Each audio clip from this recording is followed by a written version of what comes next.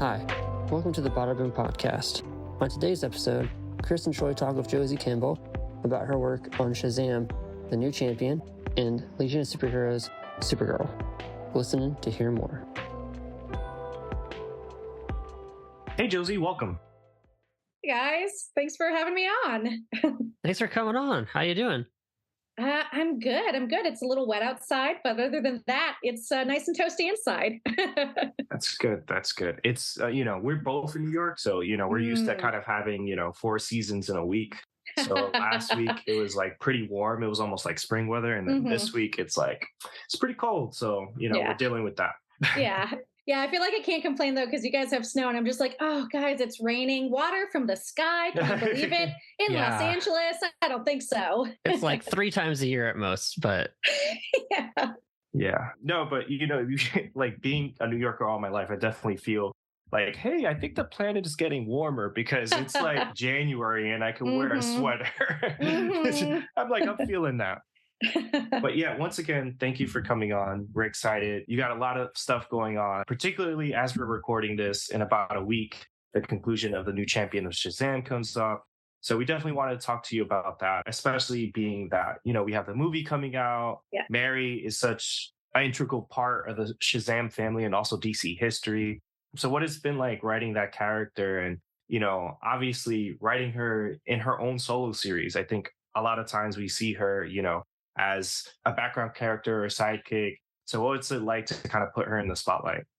It's been incredible. I've loved Mary for years. I think I said this in some other interviews, but I first kind of found out about the Fawcett family in college because I was writing my thesis on the women in comic books, and I'd found some original sort of artwork from the Otto Binder era where he had described her as she flies like a lark and then punches a man out. And I was like, oh, that's so cool. She's my new favorite character now. And then got really into all of the old Fawcett comics and all of the old Captain Marvel, the Marvel Fan Club, Marvel Jr., all of that stuff. So yeah, so when DC was like, hey, do you have any interest in Mary Marvel? I was like, absolutely yes. You couldn't have asked a bigger fangirl than me. So not only just to write her, but to put her in a solo series. Yeah, it's exactly like you've said. Even though she's been part of the DC universe for a while, she's always kind of played second fiddle to people. She's part of a team book, or she's, second fiddle to Billy, or you've got the whole family in. So it was really cool to be the first person in almost 70 years to highlight her on her own. And then, add Doc Shaner to the mix. And it was I think the best experience newbie comic book writer could possibly have. Yeah, that's awesome. The art definitely highlights her, and it's one of those Shaner writes, draws their characters in such an aspirational and iconic kind of way. Especially those covers, that's kind of when it comes to comic books, it's it's very basic. Hey, if it sits on a shelf really well, you'll get it. And that's kind of how I found the story. And also, I love the Shazam family, and anytime you get to explore a different set. But what was it also modernizing her? I think what's interesting about the story too, you definitely bring in some modern elements, especially in the last issue. So what was it kind of writing her in that context too? Yeah, honestly, a lot of my career has been kind of doing that, before She-Ra, I was working on Justice League Action. I was working on some other DC stuff over at Warner Brothers, Teen Titans Go. I did She-Ra, which was definitely modernize this, but also keep aspects that we loved, So for me, it was keeping the core of characters and touchstones. But then sort of changing sort of the context that you see them in. For instance, I was oh, I'm bringing back Hoppy, I'm bringing back the Marvel Bunny, but I wasn't going to do it the same exact way we'd seen Hoppy before, where he's an anthropomorphic cartoon character with a cape talking and running around. It just didn't feel like that sensibility quite fits in with a modern take. So I was I want Hoppy, but what would be fun is that he is literally a bunny. He's literally a rabbit who's gained the ability to talk, and his priorities are still a rabbit's priorities. It's still give this message, eat carrots, maybe some apple slices. But yeah, that was sort of how I approached everything, where I think you guys have seen old characters like Disaster Master, or sort of my take on Chain Lightning, which is those 3 guys with the lightning. were old characters, but like I modernized them by just sort of like, oh, this is the core of them. They're a Mary villain, or this is the core of him. He's like, a big, disaster master is a big loudmouth, but then putting them in a different context, let her play with them differently. And I think the biggest thing is just putting such an emphasis on Mary as a character and specifically her goals of like growing up. Because I think the biggest thing that I was trying to do to modernize the character is just make her very relatable and to make her not like, here's a superhero you can't touch, but here's a teenage girl who thinks she's starting her life. She's going to go to college, and then everything kind of craters in on itself. And then we see what kind of person she is through how she deals with adversity and how she deals with these powers. So the short version is I kept a lot of the sort of core ideas of the Fawcett stuff, but by putting Mary in college and by telling the story through her viewpoints, I could really sort of like modernize it and make it be like, this is Mary's story. She's a real girl. She just happens to have lightning powers and a superpower family. Now that the series is, almost at its conclusion, for you, do you have any plans with the character, outside of that? And, have you talked with DC about like where you could put the character, even if it isn't in a solo series? Yeah, I mean, the biggest thing, which has already been announced, is I'm writing a Shazam sort of corner for the Lazarus Planet event. And I think the artwork Yannick did that shows Mary and Malik and Billy came out. So they're in that story. I can't say much more than that, other than if you want to see more Shazam stuff, definitely read Lazarus Planet. And then really, if you want to see a lot more Shazam stuff, really read Lazarus Planet Revenge of the Gods, which also has just been announced. And I'm working on a little corner, some backups on Wonder Woman for that. But Mary and Billy are here to stay. They're here to be part of the DC universe. And it's been very, very exciting to get to be a part of that. And, just as a fangirl to get to be part of like an event that Mark Waid puts together and then an event that like G. Willow Wilson is helming, like it's crazy. With Mary, it's cool because it feels like she's having a bit of a moment, like in some of the stuff for the movie. Obviously, she's kind of like a little bit more front and center. And Troy and I are big Young Justice fans, and we're hoping for a season, 5 or 6, where we actually get to see the payoff of Mary's evolution. Because obviously, there's that end credit tease where you're like, oh. And also in the series, when you see her kind of separate, you're like, oh, I think something's going to happen to that and stuff. So it is good to have her have that moment, because I think the Shazam family is one of those unique families where it isn't really a mantle. They share the power. Yeah. And it doesn't feel like at times, like when a character takes on a mantle, you're like, prove it. Like, prove it to us. You're like, can this person be Batman? Can this person be Captain America? Whereas like with the Shazam family, they've been a family for 60, 70 years. So it's something where it's like, hey, like this already exists. Like, how do we explore it? How would he show people that outside of Shazam, there's this rich, characters and history. So I'm really excited for Mary. Yeah. I mean, I think the thing that I really love most is like exactly what you said. They're a family. Like, and I know like you get like some of the Bat family stuff, but like there's only ever really one Robin at a time. Like, you'll be Red Hood, you'll be this, like you have your own books you intersect, but like, the Shazam comes as a package. And like even in the Mary series, I really wanted to make sure, even though it's like a highlighting her with new champion, I'm like, but Darla's still really involved. But like we see Freddie and Pedro and Eugene, we see the aftermath of them missing Billy. Like to me, it's not just here's one character solo, like it's all of them, and that's what makes them special and different than anything else. Absolutely. And also the movies are so fun. When I watched the first movie, I was like, this is fun, and I didn't even think about like the next one. I was just like, this as a movie is great. I had a good time. I could take my son to see it, all those, which is like my bar for things these days. So. Yeah, going back to just what Chris said about how the Shazam family, they kind of share the whole power, so they don't feel like they necessarily have to prove anything. I feel like that was something that was fun reading in the new champion of Shazam, because Mary feels like she has to prove that she can do a lot of stuff on her own and that she doesn't need her family. Like in the end, the 4th issue isn't out at the time of this recording because I was trying to make sure I read it before we had this interview. And Chris was like, dude, it's not out for another week or 2 weeks. Don't worry, man. Don't stress out.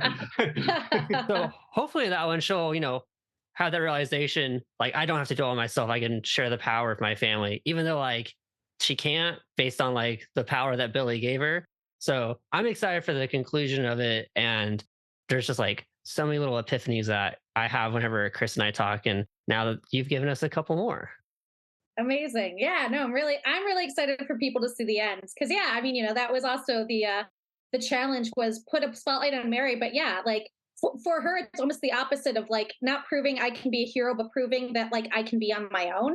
And that's such a relatable struggle and such a relatable thing, especially for like you're 18 years old, you're starting your life. Like how much is still your family? How much is still your past? How much is this new persona you've created? So I'm really glad to hear that resonated because that was like there was so much of my pitch to DC. I was like, all right, here we go. And then also Hoppy and Uncle Marv are here. I think that's what sold them. They're like, Hoppy? Yes. It's like, we're going to give you a 12-issue maxi series on Hoppy. Yes, I would love that. I will say there was the second issue when Hoppy sort of gets zapped and loses his powers. Like we get notes from legal just to make sure that like we haven't said anything that's like, like, oh, we've mentioned a copyrighted thing that we can't mention. Yeah. And the only note was they were like, you monster, how could you do this to Hoppy? And that was legal's note from DC. And I was like, well, okay, just keep reading though. They're like, we're going to get a note from PETA, so can you like, we personally don't like that you made us sad with the rabbit. And I was like, I'm sorry, keep reading.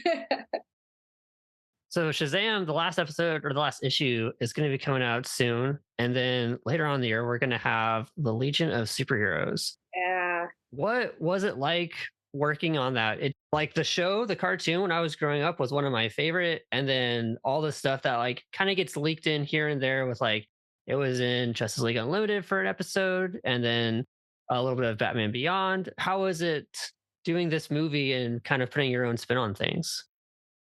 It was really, really fun. I mean, I really like the Legion.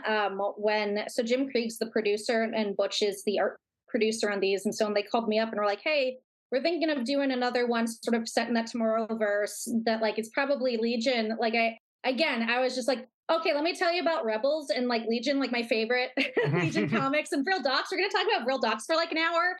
So like, I was very excited. Like I read a lot of the like old Cochrane stuff, which is so cool also just to see his designs and see that sort of sensibility he had in art pre like sort of X-Men. Like there's like elements there. I'm like, oh, I can see sort of like the changeover from like, his art styles throughout that.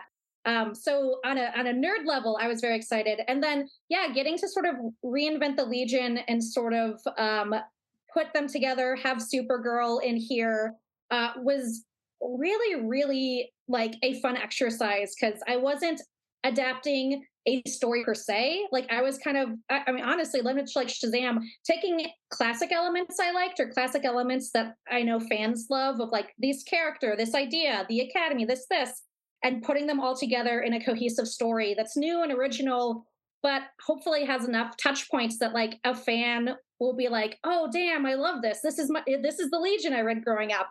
Or a new person comes in and they're like, damn, I really need to get into the Legion and I really need to read some books.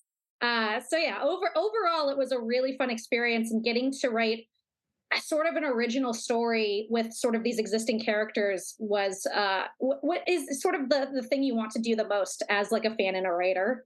And what's interesting about like the new kind of like DC animated verse they're doing with those movies, it's like, whereas before they used to go like, all right, we have to adapt a story so that we could get people to buy these Blu-rays. And whereas like recently they've done a bit of that, but they've given people more freedom. Like the Green Lantern movie they did, they somehow adapted, that parallax story and kind of mixed different things in there where you're like, this, I know pieces of this, but this is completely new. I don't know where it's going. Yeah. And by the end of it, I was surprised. So what was it like having that freedom, and were there any like mandates you had in terms of like what things you needed to touch on?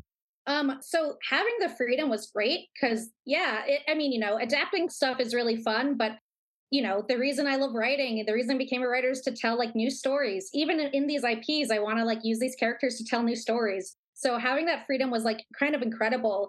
And as for sort of mandates and things to touch on, the only thing was just, I know Tim and Ernie and Jeremy, who all wrote some of the other ones in this sort of like spat of shared continuity. So it was mainly just, make sure that nothing that I'm doing in this like contradicts continuity we've set up. So, we've got, if you've seen sort of, The Man of Tomorrow, you've seen that sort of JSA Flash movie, you've seen Green Lantern movie, you basically seen everything. So it's still, the Legion, you don't need to have seen any of that. You can come in fresh with this. But if you had, you're going to see like little connections here and there that this is all part of one shared continuity. This is all part of one shared DC universe. And it's a lot of fun. And then, on a personal level, I'm pals with a lot of those guys. So it's very fun to just call them up and be like, so what's happening in your thing? Okay, this is what's going to be happening in my thing. So That's pretty awesome.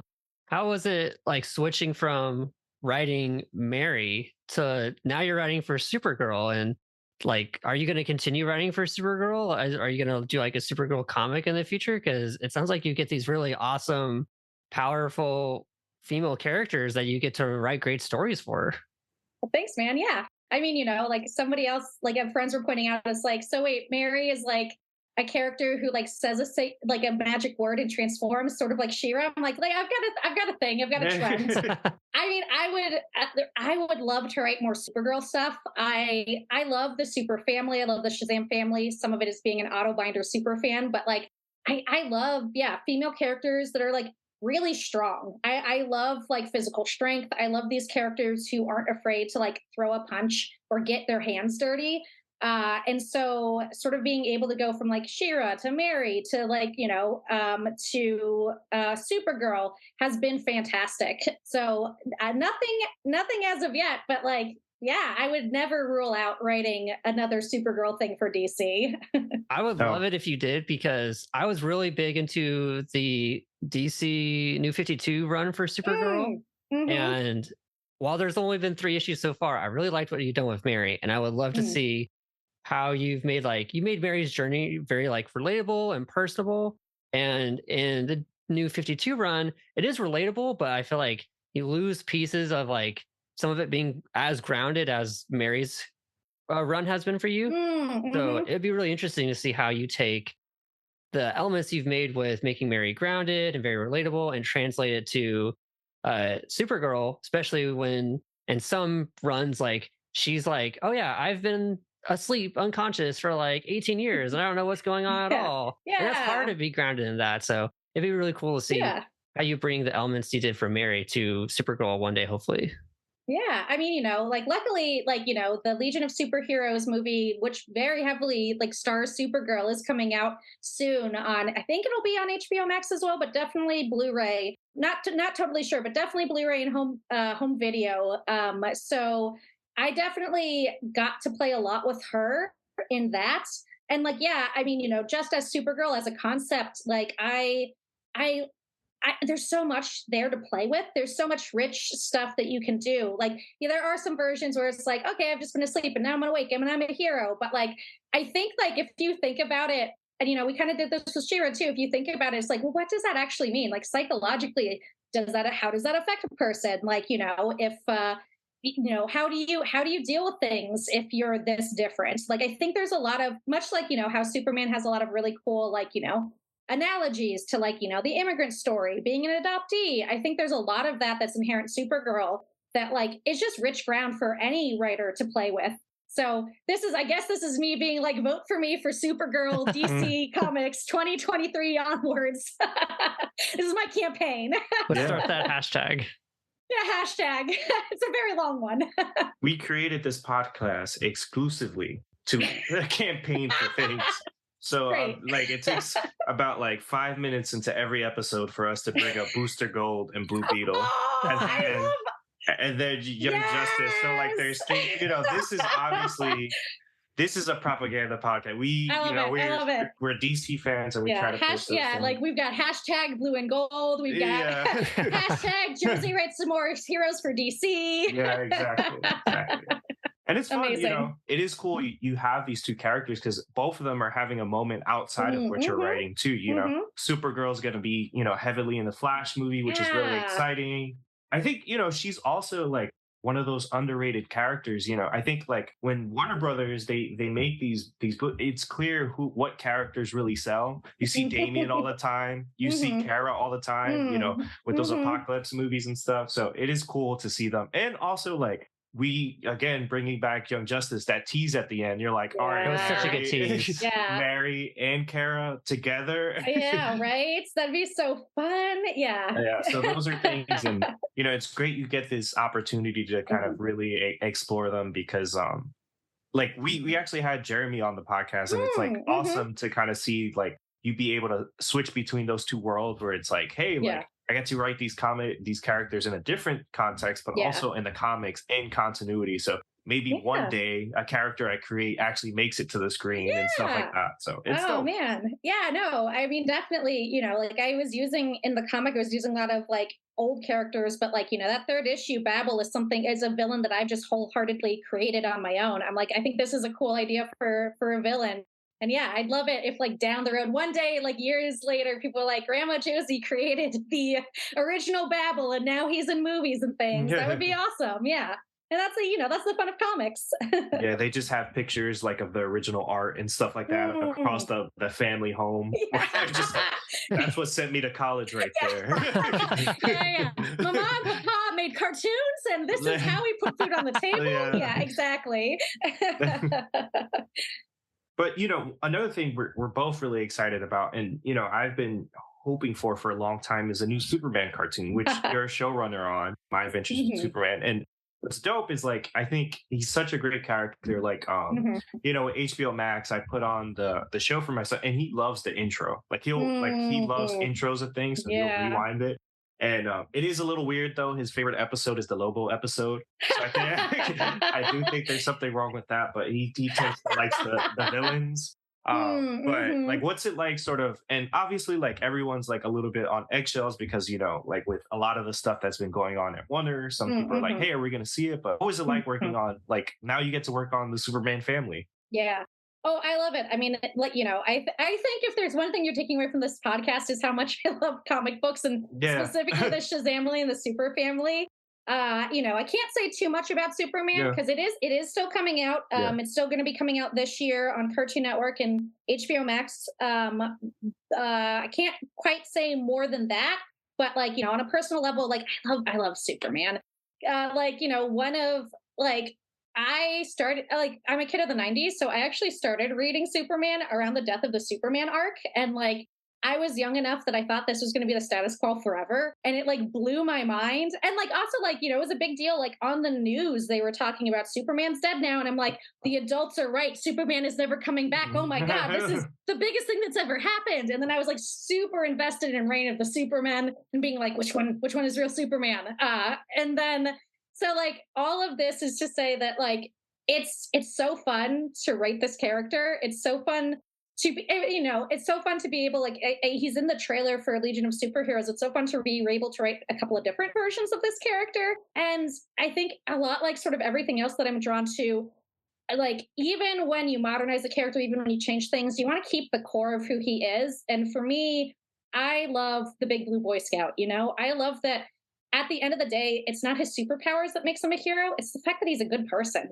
It's the fact that he cares about other people and he wants to help them. And like, it's so refreshing and so sweet. Like, Clark Kent's a sweet guy. He's a nice guy. Like that, I think that's the fantasy, especially for me, is like, here's the most powerful man on the planet, and what he wants to do is rescue a kitten out of a tree. And like, that's the fantasy. And that's the like thing that's like nice about it. You're like amazing powers in this really like kind package. So anyhow, I love Superman. Yeah. I'm like, how do I wrap this up? I love Superman.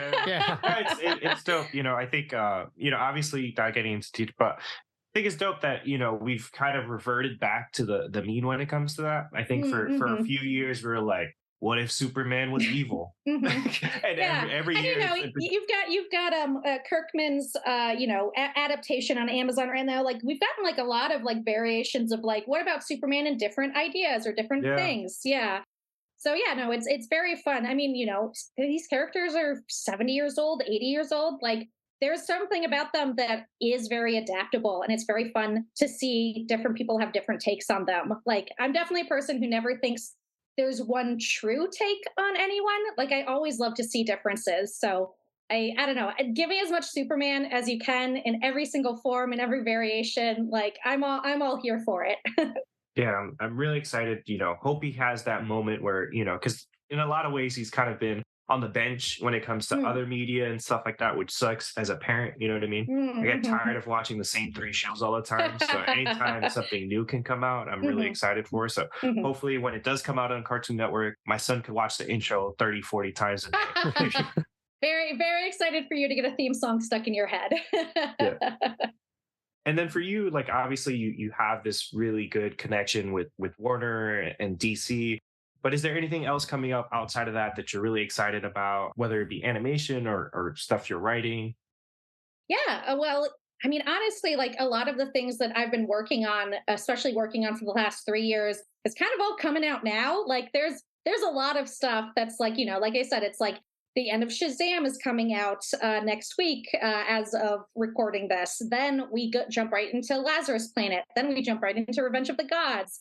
I will say, and it's kind of related, but I'm very excited. In May, there's going to be a hardcover collection of the entire run of New Champion of Shazam, including, like, I think some of the variant covers and things like that. So if you've been enjoying it and you want to have it all in one place, in one location, like, definitely you can pre-order the book. And it's, it's also fun because I've never had anything I've written collected in a book form before. So to have something to put on my shelf is really exciting.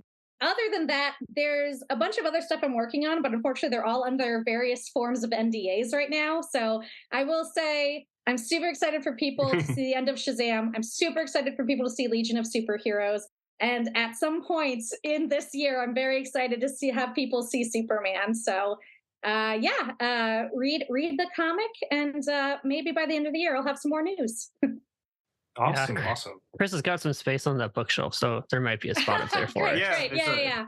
We can knock some things off. You don't need gremlins. You can move that. No. I can move that. It's funny too, because like I've actually had like my New Year's resolution kind of in collecting comics. I'm like, all right, I'm getting rid of all my floppies and just doing hardcovers. Oh yeah, because it's just like the space thing. Like, I just actually got Cliff Chang's Lonely City hardcover, which was like so good. Yeah, we had Cliff on, and it was amazing. And I haven't even taken out the wrapping. I'm like, ooh, I don't want it to get scratched on the shelf and stuff like that. Yeah. So that's and then I just got Batman by Grant Morrison Volume 1. So that's been awesome. Because unlike you, I wasn't really sad that I was really excited that Batman died because I'm a Dick Grayson fan. The fact that Dick was Batman for any period of time, I was like actually hoping that he stayed dead. It was a great run. Dick and Damian together was a killer team. I really loved that run. No, me too. And what Scott Snyder did with some of their stories with Dick, and it's always sad when I watch interviews with Grant and they're like, yeah, we probably could have milked that for like 5 more years. And I'm like, well, those 5 years are gone now. So so that's it's exciting. Yeah. And I love that DC does publish those things in hardcover so immediately, because it is very hard. A lot of those shorter miniseries usually go straight to trade, and then you never see sort of like a premium format. So I'm really excited for you to get that. And we're thankful for you to come on. We're excited to see all of these things. That's why we reached out, because I'm like, oh, like, wow, there's so many things you're working on. But of course, that's years of hard work where it's like, hey, like, I didn't write this yesterday. And then they have to animate things and stuff like that. So, kudos and congrats, and thank you for coming on. Yeah, thank you guys for having me. I had any chance to start talking about superheroes is a fun time for me. So, all right. And with that, bada boom. Bada boom. Bada boom. Thank you for listening to the Badaboom podcast. Keep the conversation going with Chris and I on Instagram, TikTok, and Twitter. You can find us on all these places at Badaboom Podcast. Get into the comments on our YouTube channel. Let us know what you like about the show or what you'd like to hear from us in the future. Until next time, please subscribe to us on Apple Podcasts, Spotify, or wherever you listen. Thanks for listening.